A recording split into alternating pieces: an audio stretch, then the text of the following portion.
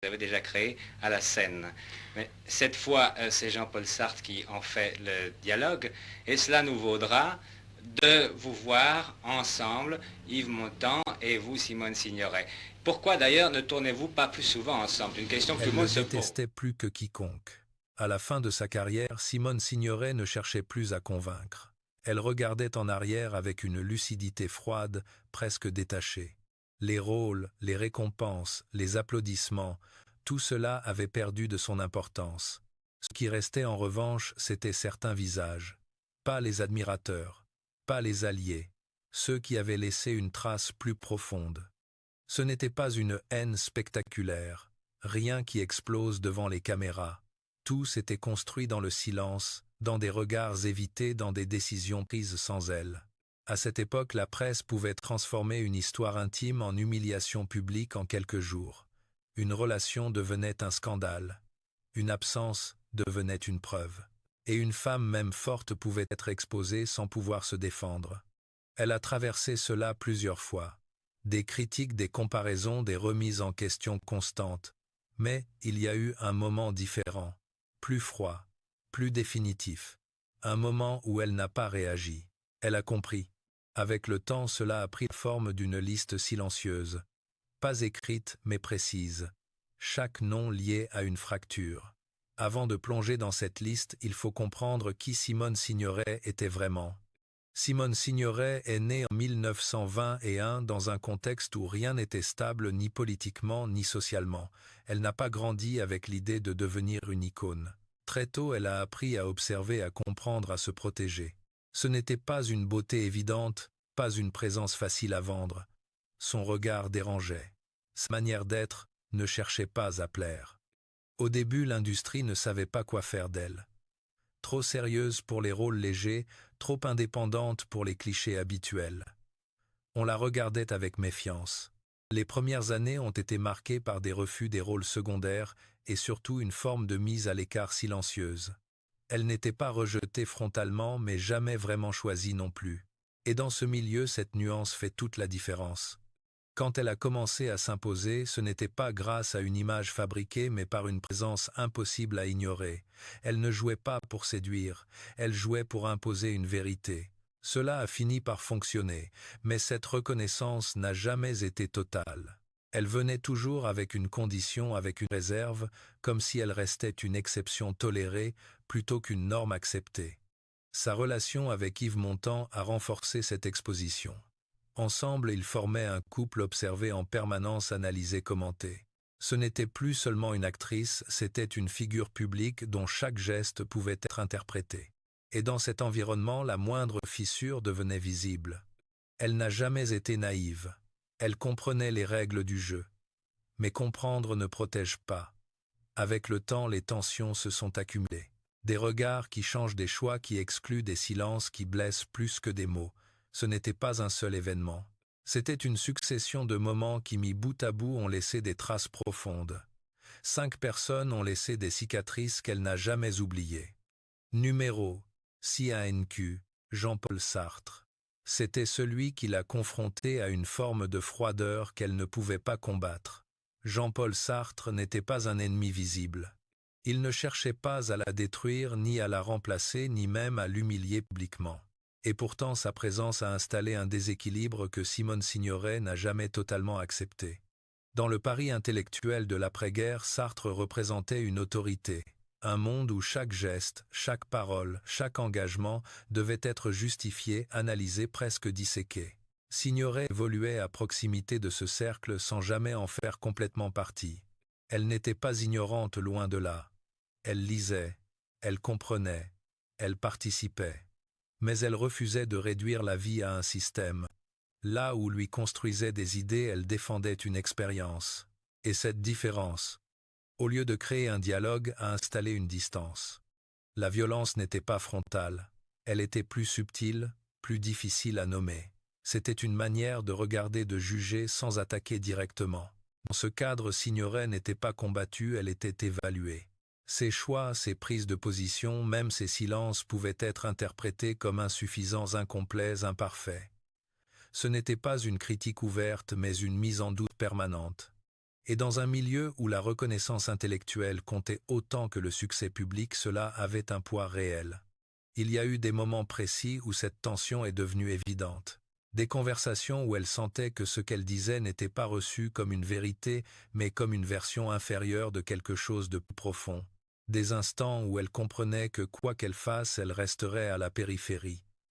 Non pas exclue, mais jamais pleinement acceptée. Et pour quelqu'un qui avait déjà dû se battre pour exister dans son propre domaine, cette position était difficile à tolérer. Elle n'a jamais répondu frontalement. Pas de rupture officielle, pas de déclaration. Elle a simplement pris de la distance.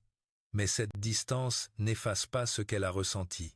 Elle a compris que certains univers ne sont pas faits pour accueillir des individualités fortes, mais pour les redéfinir. Et elle a refusé cela. Ce n'était pas une guerre. C'était pire. Une incompatibilité silencieuse qui laisse des traces durables. Ce moment ne l'a jamais quittée. Numéro 4. Brigitte Bardot. Personne ne l'a éclipsée comme elle. Lorsque Brigitte Bardot apparaît, tout change brutalement. Ce n'est pas une progression lente ni une transition naturelle entre deux générations. C'est une rupture. Une nouvelle image de la femme envahit le cinéma français, plus libre, plus provocante, plus instinctive. Et face à cela, Simone Signoret se retrouve soudainement déplacée presque malgré elle. Le conflit n'a jamais été direct. Elles ne se sont pas affrontées ouvertement, elles ne se sont pas attaquées dans la presse. Mais le choc était là, visible, constant. Les comparaisons commencent rapidement. D'un côté, Signoret, actrice danse intérieure construite sur la profondeur. De l'autre, Bardot, immédiate, magnétique, presque incontrôlable. Ce n'étaient pas seulement deux styles différents. C'étaient deux visions incompatibles de ce que devait être une femme à l'écran. La violence vient de l'extérieur, des journaux, des critiques, du public. On ne parle plus de leurs talents respectifs, mais de leur place, qui incarne le présent qui appartient déjà au passé. Et dans cette logique brutale, Signoret est lentement repoussé.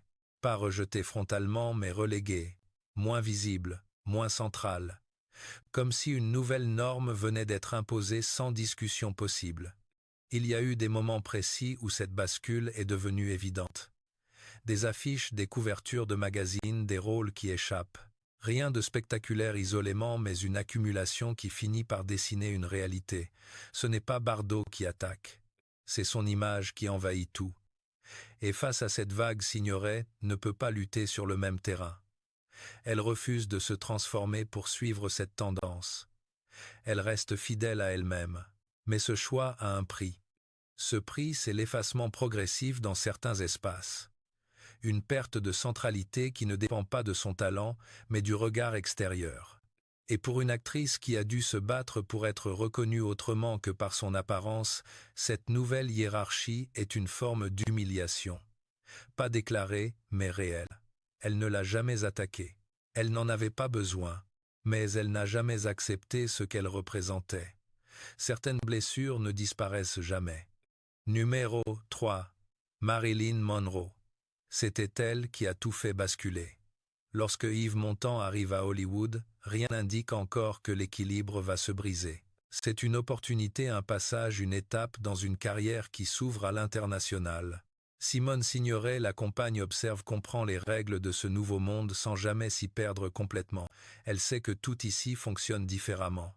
Mais elle ne s'attend pas à ce que cela la touche aussi directement. Puis Marilyn Monroe entre dans l'équation. Au départ, ce n'est qu'un tournage, une collaboration, une proximité inévitable entre deux figures publiques. Rien d'exceptionnel dans ce milieu. Mais très vite, quelque chose change. Pas seulement entre eux, mais autour d'eux. Les regards se déplacent, l'attention se concentre ailleurs, et surtout la presse s'empare de l'histoire. La violence commence là. Pas dans un geste, pas dans une confrontation, mais dans une exposition totale. Les rumeurs deviennent des certitudes, les images circulent, les insinuations se multiplient. Ce qui aurait pu rester une erreur privée devient un spectacle mondial. Et Signoret, sans rien dire, se retrouve au centre de cette narration qu'elle ne contrôle pas. Elle ne découvre pas seulement une trahison, elle la découvre en même temps que tout le monde. C'est ce décalage qui la brise. Ne pas pouvoir réagir avant que le récit soit déjà fixé. Ne pas pouvoir protéger ce qui était encore intime.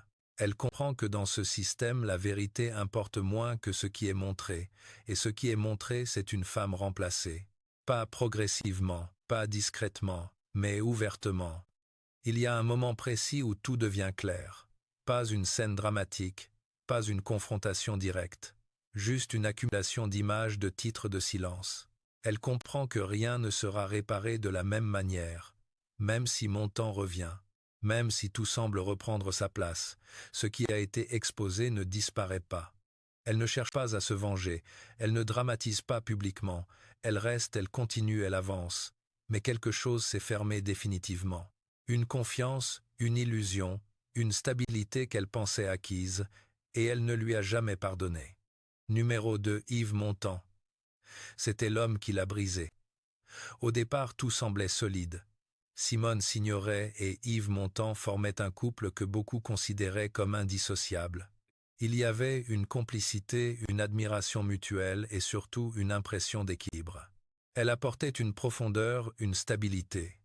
Lui, une énergie, une présence qui attirait naturellement l'attention. Ensemble, ils incarnaient une forme de réussite qui dépassait le simple cadre artistique.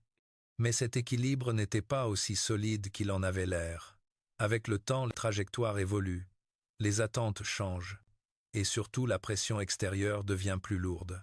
Montand entre dans un autre univers, celui de Hollywood, où les règles ne sont pas les mêmes. Là, bas, tout est plus rapide, plus visible, plus exposé, et dans ce contexte, les frontières personnelles deviennent floues. La trahison n'est pas seulement un acte, c'est une manière de continuer comme si rien n'avait changé. Ce qui a marqué Signoret, ce n'est pas uniquement ce qui s'est passé avec Marilyn Monroe, c'est ce qui s'est passé après. Le retour au silence, l'absence d'une véritable rupture. Montand ne disparaît pas, il revient, il reprend sa place, comme si l'événement pouvait être absorbé, digéré, oublié.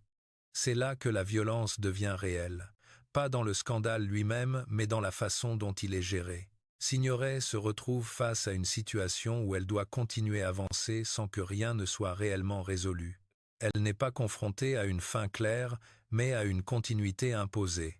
Et cette continuité est plus difficile à accepter qu'une rupture nette. Il y a un moment où elle comprend que ce qui a été brisé ne pourra pas être reconstruit de la même manière. Pas parce qu'il manque des excuses, mais parce que quelque chose de plus profond a disparu. Une forme de confiance qui ne se négocie pas, qui ne se restaure pas. Elle reste, elle joue son rôle, elle maintient une façade de stabilité. Mais, intérieurement, la fracture est là. Elle ne transforme pas cela en spectacle. Elle ne cherche pas à régler ses comptes publiquement. Mais elle n'oublie pas. Et surtout, elle ne revient jamais complètement à ce qu'elle était avant. Elle ne lui a jamais pardonné. Numéro 1, Marilyn Monroe. C'était celle qui l'a détruite sans jamais l'affronter. Il ne s'agit pas seulement d'une liaison ni d'un épisode isolé dans une carrière déjà exposée. Lorsque Marilyn Monroe apparaît dans la vie de Yves Montand, tout ce que Simone Signoret pensait stable cesse de l'être. Ce n'est pas la première fois que le monde du cinéma mélange vie privée et spectacle, mais cette fois l'échelle est différente. Ce n'est plus la France. Ce n'est plus un cercle contrôlé. C'est Hollywood. Et à Hollywood, rien ne reste discret. Au début, cela peut encore être ignoré. Une proximité sur un tournage, des regards, des rumeurs. Rien qui ne puisse être nié ou minimisé. Mais très vite, la machine médiatique s'emballe. Les images circulent, les titres se multiplient, les interprétations deviennent des certitudes. Et surtout, le récit est déjà écrit avant même qu'elle puisse réagir. Dans ce récit, elle n'est plus le centre. Elle devient celle qui est laissée derrière. La violence ne vient pas d'une confrontation directe entre deux femmes. Monroe ne l'attaque pas. Elle n'en a pas besoin. Son image suffit. Elle incarne tout ce que le système valorise à cet instant précis, la lumière, le désir, l'immédiateté.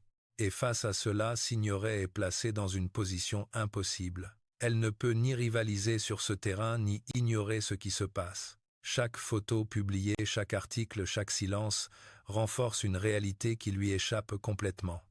Il y a un moment où elle comprend que le problème ne se limite pas à Montand. Ce qui est en train de se jouer dépasse leur relation. C'est une démonstration publique. Une manière de montrer qu'une femme peut être remplacée non pas dans l'ombre mais sous les projecteurs. Et cette exposition, elle ne peut pas la contrôler ni la corriger. elle doit la subir. Même après le retour de mon temps, rien ne disparaît vraiment. Les images restent les souvenirs aussi. Ce qui a été montré ne peut pas être effacé. Et ce qui a été ressenti ne peut pas être reconstruit. Elle continue, elle avance, elle travaille. Mais cette fracture devient une référence silencieuse, un point de bascule dans sa manière de voir les autres et de se protéger. Ce n'était pas une rivalité classique, c'était une perte de contrôle, une perte de confiance, une perte d'illusion, et elle ne lui a jamais pardonné. Ces noms ne sont pas seulement des souvenirs, ils sont des traces.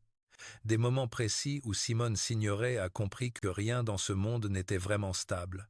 Chaque relation portait en elle une possibilité de rupture. Chaque succès attirait une forme de violence visible ou invisible, et chaque silence pouvait cacher une décision irréversible.